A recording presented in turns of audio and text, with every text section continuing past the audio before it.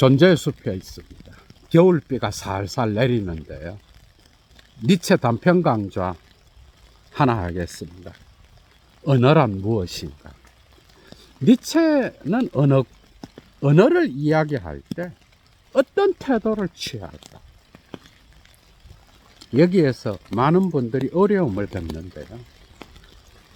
언어는 철학에서 실제와 이 세계의 실제와 그것을 인식하는 이성의 능력과 관계되겠죠. 그죠? 그래서 니체 역시도 이 언어를 긍정적인 관점에서 서술을 하기도 하고 아니면 위장의 관점에서 서술을 하기도 하고 니체의 언어관은 정신분석이 나오기 이전에 이미 락강과 연결시킬 수 있는 다양한 말들을 잠언 형식으로 이야기하는데 이것은 또한 니체는 왜 잠언 형식으로 글을 썼을까 하는 문제와도 또 연관되어 있습니다. 재밌겠죠, 그죠? 그래서 니체의 언어관은 포스트 모더니즘까지 오늘날의 철학에 이르기까지 정말 중요한 논점을 제시한다고 할 수가 있어요. 예도는 지금까지 1차 자료 강의에서 따로 다루기도 했지만 이 주제만을 갖고 다룬 적은 없습니다. 그래서 오늘 강의도 여러분들에게 상당히 많은 도움이 되지 않을까 생각합니다. 좋아요 잊지 마시고요. 애청하시는 분들 가운데 여건이 되시는 분은 꼭 사막의 철학을 후원해 주시기 바랍니다. 자발적 수업료겠죠, 그죠? 언어를 벗어날 수 있는 자가 있을까? 하이데거는 언어는 존재의 집이라고 했고, 비트겐슈타인은 나의 언어의 한계는 나의 세계의 한계다. 나의 언어 사용의 한계가 곧 나의 세계의 한계인가. 언어는 나의 세계를 형성하는 거예요. 그죠? 논리철학 논고 5-6에서 말하죠. 그죠? Die Grenzen meiner Sprache bedeuten die Grenzen meiner Welt. 나의 세계를 형성하는. 이미 니체는 아침놀 117절에서 언어의 감옥을 이야기하죠. 그죠? 나는 언어를 결코 벗어날 수 없어. 언어는 내가 세계를 이해하는 데에 지평선을 형성한다. 그래서 언어는 정말 중요한 거야. 그죠? 가다음은 진리와 방법 3부에서 언어 존재론을 이야기하면서 내가 언어를 사용하기 전에 언어는 먼저 있었던 거예요. 그런 정도로 언어는 나를 지배할 뿐만 아니라 죽을 때까지 나를 따라다니는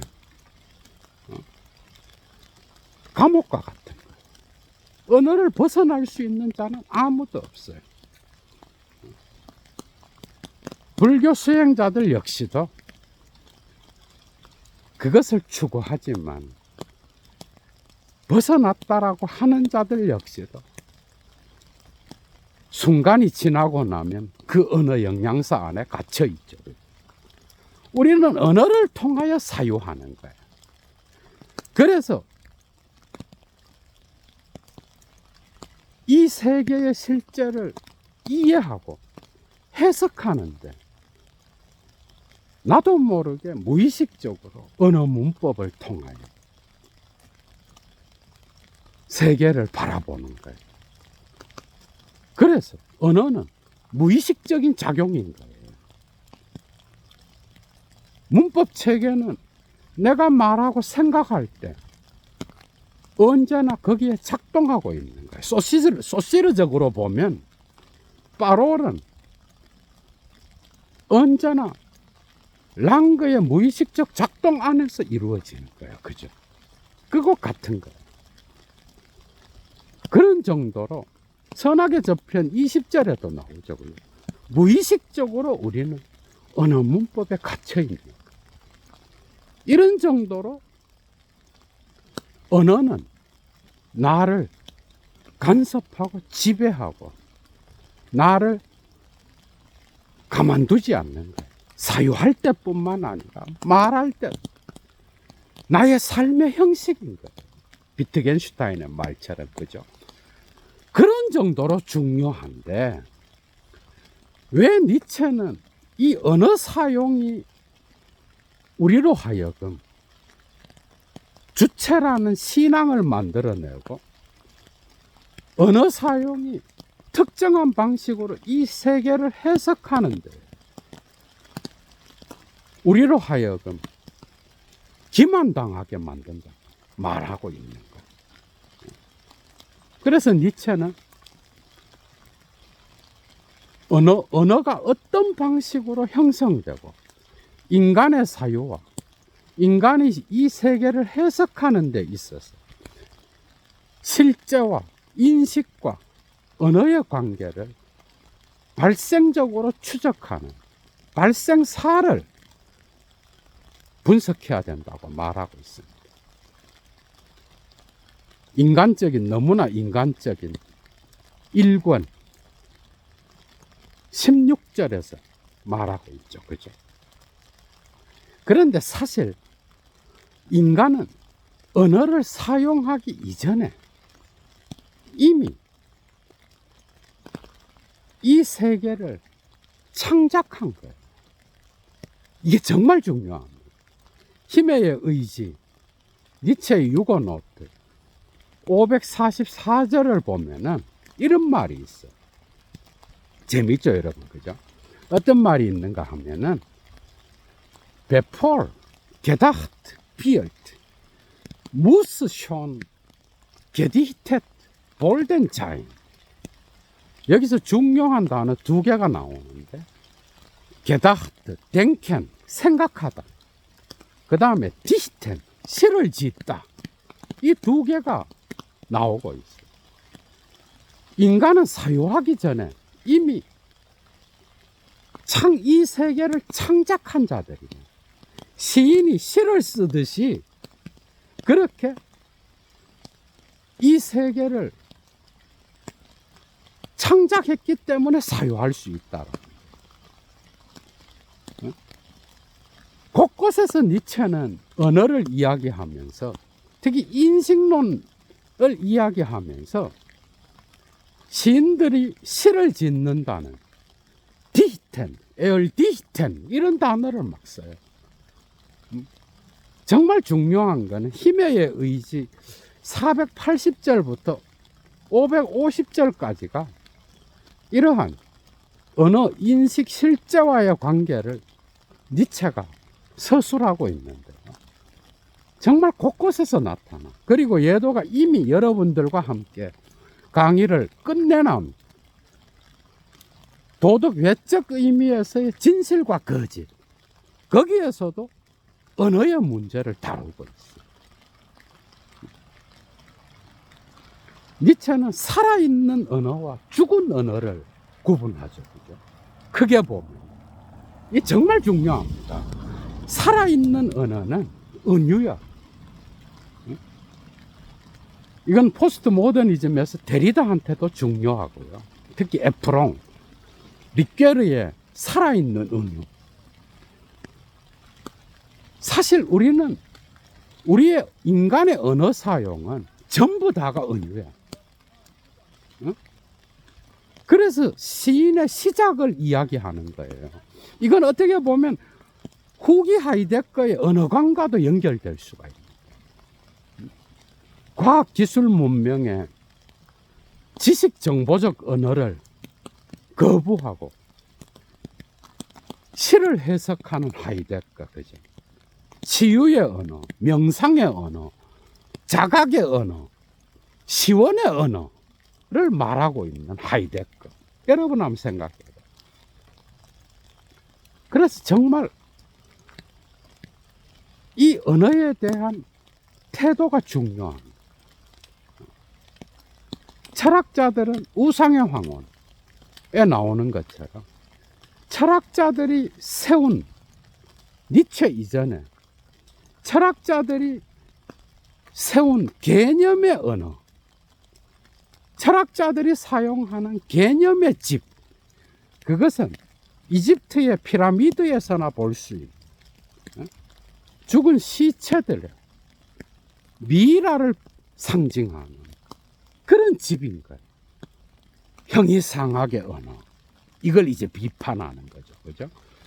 그래서 사실은 이 세계를 해석하기 위하여 인간이 역사적으로 만들어내고 형성하고 시인이 시를 짓듯이 창작한 게 바로 언어인데, 이 언어가 이제는 신의 반열까지 올라가서 신적 이성을 뒷받침하는, 그죠? 그러한 도구까지 된 거예요. 이 언어 사용을 벗어나지 못한다면 신 역시 죽은 게 아닌 거예요. 우상의 학문에서 이야기하는 거죠. 철학의 이성에서 이야기하죠. 그죠? 그래서 이중적 태도를 봐야 되는, 이 개념적 언어를 해체해야 되는, 그래서 살아있는 은유와 갈라지는 지점이 어디에 있는가, 니체는 이걸 보려고 하는 거예요. 뚜껑이 조금씩 열리죠. 그죠? 어느 지점에서 언어가 죽은 개념이 되어버릴까? 어느 지점에서 살아있는 그 은유가 인간이 사용하는 죽은 미라의 집이 되어버렸을까? 이 지점을 드러내야 되는 거예요. 이 지점을. 그래서 니체는 곳곳에서 이제 언어에 대한 해체 작업을 시작하는데, 여기서 배울 게 정말 많아. 사실은 이 언어 사용은 사실 인간이 이 세계에서 음식을 섭취할 때 동화작용을 일으키잖아. 그죠? 벌써 생리학과 생물학이 중요해지죠. 그죠? 니체의 몸 이성이 정말 중요해지는 거야. 자라투스트라는 이렇게 말했다. 일부 몸을 멸시하는 자들에 관하여. 여도가 이미 1차 자료 강의를 끝내놨죠. 그죠? 거기에서 말하잖아. 몸의 이성은 우리가 이성이라고 말하는 그 이성보다 큰 개념인 거예요. 몸의 이성의 명령을 받는 게 우리의 생각의 이성인 거예요. 작은 이성인 거예요. 철학자들이 말해왔던 이성인 거죠. 그런 것처럼 니체의 몸 이성은 지금까지 철학자들이 소유해왔던 그 이성에 앞서 있는 건가. 우리의 언어 사용 역시도 이러한 생물학적이고 생리학적인 동화작용에 의하여 나온 거예요. 나는 이 세계에서 햇빛을 통하여 성장한 그러한 음식물을 섭취하면서 살아가죠. 그죠? 그러니까 그 음식물을 먹을 때 나의 몸속으로 흡수되잖아. 아시밀라지온, 동화작용을 일으키는 거야. 이 동화작용이 정말 중요한 거야. 힘의 의지 501절에 보면은 이 동화작용을 통하여 인간은 동일성을 발견한다 그래. 도덕 외적 의미에서의 진실과 거짓에서도 나옵니다. 이 세계의 사물을 동일한 것으로 보려고 하는 인간의 습관으로부터 언어는 시작된 거예요. 이건 니체의 진단이죠. 인간은 아주 최초부터 언어 사용을 발견하게 되는데, 그것의 출발점은 사물을 동일하게 보려고 하는 습관. 이것은 인간이 자기의 종을 보존하고 삶의 유용성을 얻기 위하여 만들어낸 거예요. 그래서 언어 사용 역시도 힘의 의지에 의존하고 있는 거예요. 그러나 사실은 동일한 사물은 없는 거야. 그죠? 인간이 그렇게 보는 거예요. 언어에는 이게 들어있는 거예요.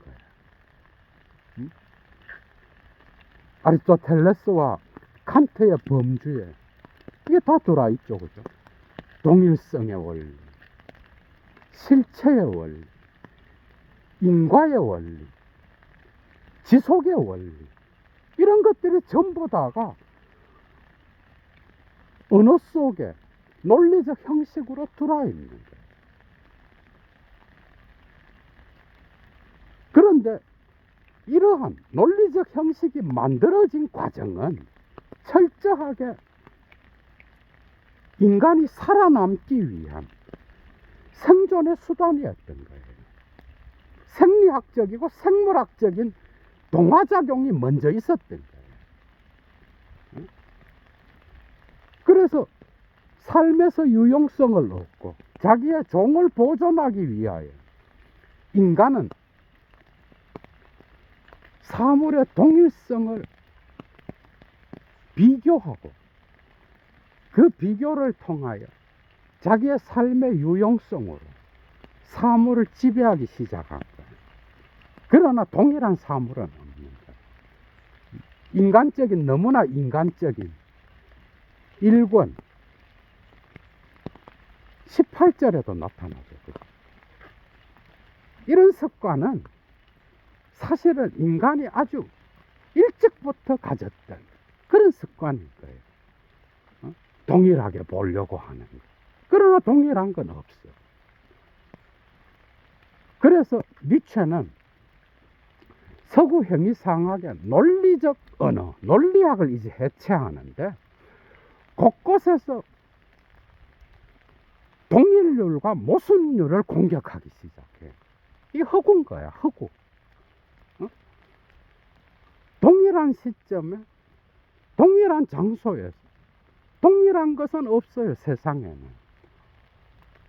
그러나 인간은 그것을 고정시켜서 존재라고 말합니다. 그러나 존재의 배후에는, 자인의 배후에는 생성이 있는 거예요.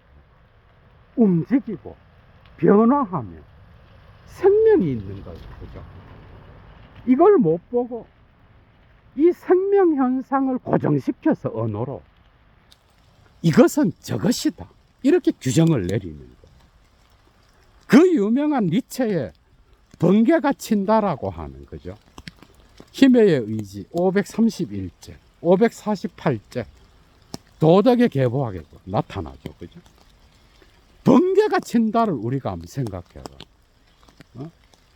번개가 친다. 번쩍거리는 게 있어. 그죠? 이건 사건인 거야.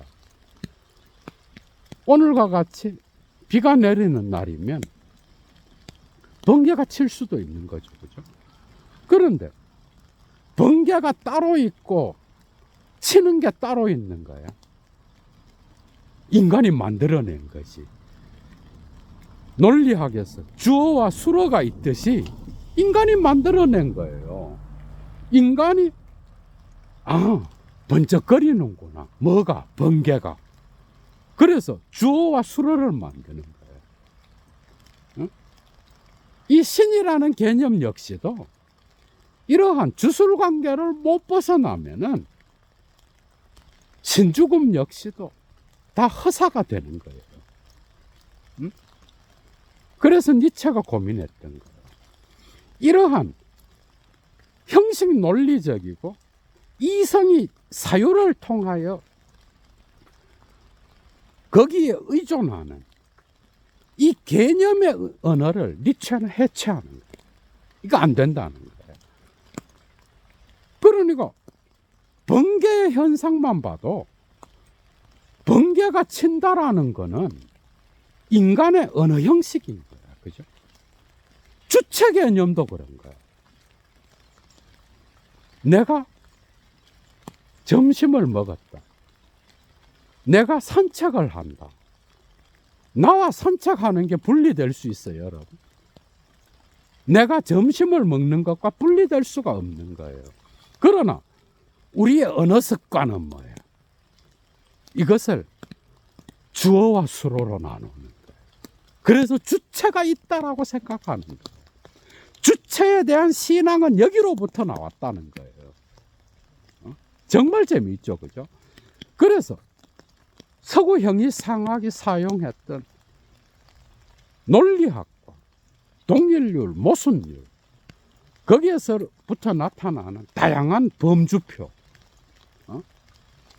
그래서 주어와 수어를 나누는 이 습관이 결국 주체가 있다라고 생각한 거예요. 데카르트 역시도 여기에 빠져 있었다라는 거예요. 선악의 저편 16, 17. 그래서 20절까지 이어지죠. 그죠? 그래서 생각하는 것, 그리고 생각하는 나가 있다라고 본 것. 그러나 생각과 나는 분리될 수가 없는 거예요. 오히려 행동하는 게 나은 거예요. 내가 있고 행동하는 게 아닌 거예요. 이 둘은 분리될 수 없는 거예요. 오히려 그것이 생각하는 거예요. 내가 생각하는 게 아니라. 야, 정말 대단하죠. 그죠? 에스덴크트라 그래, 니체가. 선악의 저편에서. 이미 강의를 했어요. 예도가 프로이트랑 연결해서. 그러니까 생각하는 것은 나가 아니라 그것이 생각하는 거야. 이미 무의식이 나오는 거예요. 그래서 의식이라는 거, 그리고 우리가 말하는 이성이라는 거, 이런 것들이 전부 다가 이러한 언어 사용의 습관으로부터 이 흉을 인용하죠. 그죠? 그래서 들레즈가 니체를 연구하면서 흉과 더불어서 막 나갔던 거예요. 그 습관이 만들어낸 어떤 기만에 의하여 이런 이성에 대한 신앙도 생기게 됐다라는 거야. 의식에 대한 신앙, 사실은 이런 언어 사용의 습관이 없었다라고 한다면 이런 것들도 형성될 수 없었다라고 하는 거예요. 여기서 다 무너져 버리는 거예요. 그래서 언어 사용을 통하여 그 살아있는 은유, 힘의 의지를 통하여 인간이 자기 자신을 보존하기 위하여 삶의 유용성을 위하여 음식물을 섭취하듯이 그런 방식으로 동일한 것을 찾아내고 동일한 사물에는 모순되는 수로를 사용할 수 없다라고 하는 모순율을 만들어내고 지속 가능한 지속성을 만들어내고 인과를 만든다는 거예요. 그래서 신을 상정하게 되고 제1원인을 이야기하고 이런 것들이 전부 다가 언어 사용의 주술관계로부터 형성됐다라는 거예요. 그래서 니체는 철학자들이 사용하는 개념의 언어는 살아있는 이 세계의 삶의 생명의 법칙을 고정시켜서 죽여버리는 그런 언어라고 본 거예요.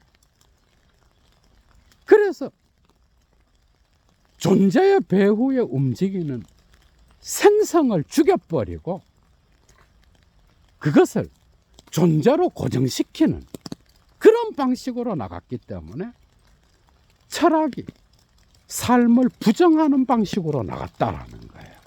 아, 정말 재미있죠, 그죠?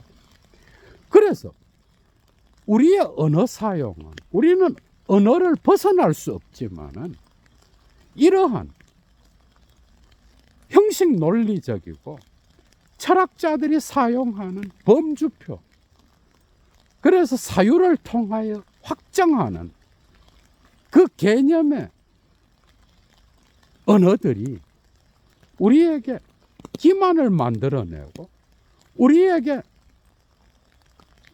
생성하는 이 세계를 고정된 존재의 형식으로 만들어낸다라는 것을 알아야 된다라는 거예요. 이걸 모를 때 우리는 그것을 진리라고 이야기한다는 거예요. 그러나 진리는 환상인 거예요. 사실은 우리의 생리학적이고 생물학적인 조건에 의하여 우리 인간이 살아가기 위하여 만들어낸 것을 거기에다가 주술관계를 붙이고 제일 원인을 찾고 지속성을 부여하고 그 다음에 안트로폴로기슈, 인간 중심적으로 도그마화해서 저건 바로 진리야, 이렇게 고정시켰다. 상당히 많이 뚫리죠. 그래서 그것은 우리가 개념이라는 것은 다양한 사물에 대한 의미들을 하나로 고정시켜서 죽은 형식으로 만들 것에 불과하다라는 것을 알 때에 우리는 살아있는 은유를 발견할 수 있는 거예요. 왜 시인의 언어가 중요한지를 알겠지, 그게. 그러니까 모든 것이 허구인 거예요. 해석인 거예요. 사물에 대한 관점주의적 해석이요, 삶의 의지에서 나오는 해석인 거예요. 모든 것은. 나에게 나타나는 모든 사물들을 우리는 어느 습관에 따라서 그런 방식으로 보는 거예요. 그래서 진리는 환상인 거예요. 도덕 외적 의미에서의 진실과 거짓에서 말하는 것처럼. 그래서 이러한 철학자들이 사용하는 특정한 다양한 의미들 가운데에서 하나로 고정시키는, 그래서 주어와 존재를, 사실은 칸트 역시도, 이거 칸트를 해체하는 거지만 칸트 역시도 존재라고 하는 그 단어는 수로가 될 수 없다 그러잖아, 그죠? 그런 것처럼 니체 역시도 이러한 형식 논리적 주술관계의 언어 사용, 동일률과 모순율을 적용시켜서 이 세계를 해석하는 이러한 서구 형이상학의 언어 사유 방식은 삶 자체를 그 자체로서 볼 수 없는 그런 사유라는 거예요. 그래서 눈을 돌려야 되는 거예요. 살아있는 은유, 몸이 느끼는 방식대로, 시인들의 언어, 이제 하이데거도 보이죠, 그죠? 그래서 사유 자체가 살아있다라는 거예요. 그것은 생리학적이고 생물학적인 거기에 근거하여 인간들은 언어 습관을 형성했다라는 거예요. 그래서 기원으로 돌아가서 지금 진리로 통용되고 있는 개념의 언어는 해체되어야 된다라는 거예요. 단지 우리가 그것이 은유를 죽여서 만든 개념이라는 것을 망각했다. 하이데거적 용어로 존재를 망각한 것. 하이데거의 존재 개념은 이런 생성의 개념을 포함하고 있죠. 각기 그때마다 새롭게 형성되는 베르그송의 엘랑비따를 사유하는 자는 이런 죽은 개념의 언어를 거부하겠죠, 당연히. 그래서 인간의 모든 언어 사용은 은유다라고 니체가 말했던 거예요. 그래서 우리가 일반적으로 말하는 그 모든 것들 역시도 언어 사용이 갖고 있는 어떤 한계가 있는 거예요. 알투세르를 적용시키지 않더라도 우리는 오늘날 다양한 이데올로기화된 용어들을 사용하죠. 그죠? 집합명사인 언론, 검찰. 그래서 이러한 특정 집합명사를 악마화하게 되면 뭐야? 거기에 이미 이데올로기가 작동하는 거예요. 부산, 광주 이걸 나누게 되면 여성, 남성 여기에 집합명사의 전체를 정치화를 통하여 도구마화하게 되면은 거기서 나타나는 폭력성은 엄청나겠죠. 그죠? 그래서 이것이 이데올로기임을 알아야 된다. 나는 특정 관점에서 사태를 보는 거예요. 그런데 그 관점에서 사태를 보는 나의 관점만이 진리다. 이렇게 확정하게 되면 뭐예요? 이데올로기인 거죠. 다양한 관점에서 현상은 드러나는 거예요. 그때마다 우리는 해석하는 거예요. 그래서 어떤 특정 언어에 의하여 그것이 개념화가 되어버렸을 때 그때 다른 다양한 의미들은 다 죽어버리게 되는 거예요. 이집트의 미라들이 잠자고 있는 피라미드를 계속해서 형성하는 거예요. 이걸 깨고 끊임없이 새롭게 해석하는 그러한 해체적 해석만이 이런 살아있는 은유를 우리의 삶에 적용시킬 수 있다는 거예요. 이러한 니체의 언어관은 해체적이죠, 그죠? 상당히. 그럼에도 불구하고 상당히 많은 영양사를 만들어낸 거예요. 니체의 이러한 언어관을 통한 신앙의 해체는 이성의 신앙, 의식의 신앙, 진리의 신앙, 실체의 신앙, 이 모든 것들의 해체는 들레즈한테는 이미지의 인식론, 생성의 인식론, 차이의 철학 이런 걸로 나타나죠. 그죠? 그래서 어떤 특정 담론이 확정되어서 이거다 이렇게 할 때 우리는 그 배후에 그 말을 하고 있는 자의 힘의 의지, 그 말을 하는 자의 정치적 이익을 얻으려는 의지, 삶에서 자본주의 사회에서 더 나은 자리를 확정하려고 하는 그 의지를 또 읽어내야 돼요. 그래서 철학은 정말 중요한 거예요, 여러분. 이데올로기화된 그 명사에서 숨어있는 다수성의 다원성이 억압되고 전체가 악마화되는 이런 것들.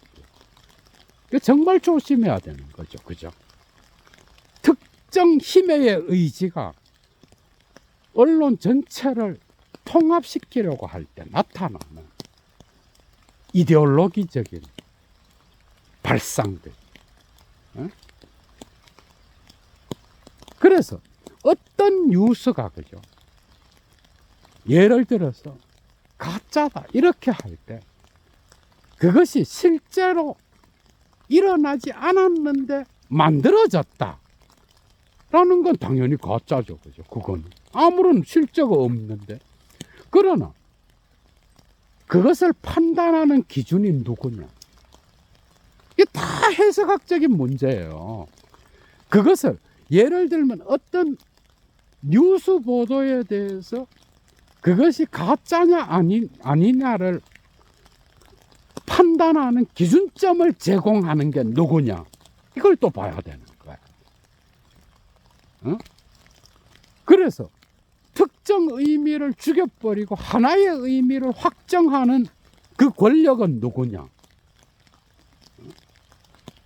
거기에 어떤 푸코적인 에농세가 발동하고 있느냐? 이런 것까지 봐야 되는 거예요. 그래서 오늘날 특히 이 포스트 모던 담론, 후기 자본주의에서 나타나는 미디어의 어떤 환경, 이런 것에서도 언어 사용의 기만의 해석학을 우리는 반드시 알고 있어야 된다. 얘도 물러갑니다, 여러분. 주스!